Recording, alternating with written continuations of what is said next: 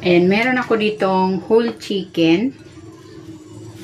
Titimplahan ko muna ito ng asin,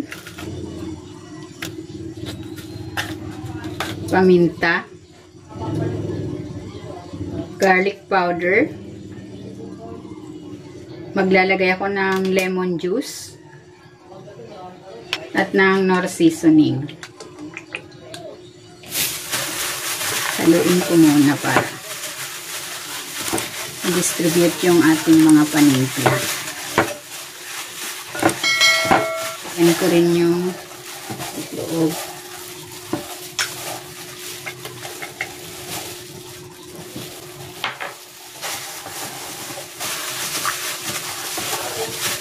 Yan, okay na yan. Meron ako ditong dahon ng celery. Ilalagay din ako ng bawang, sibuyas,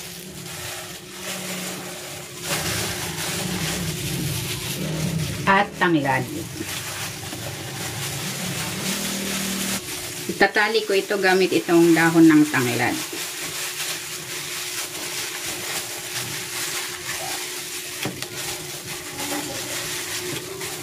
Ayan, okay na yan. Ibabad muna natin yan for at least 30 minutes. Maglalagay ako ng cooking oil. I-sear ko muna itong chicken.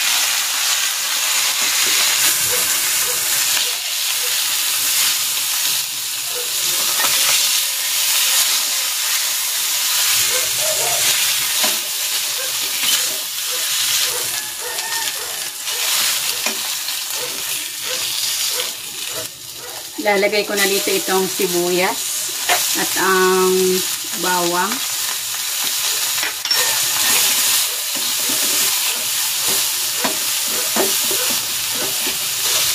Maglalagay ako ng toyo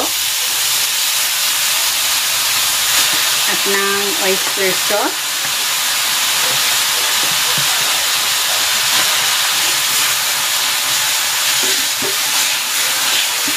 At maglalagay ako ng 8 ounce na Sprite.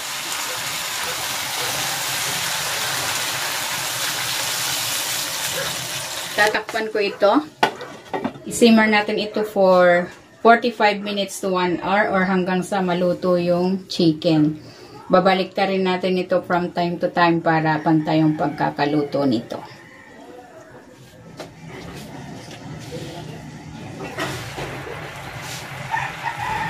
Ayan, ito na yung ating chicken. Natuyo na yung sauce at luto na rin ito. Ayan, luto na itong lechong manok sa kawali. Hahanguin ko na ito.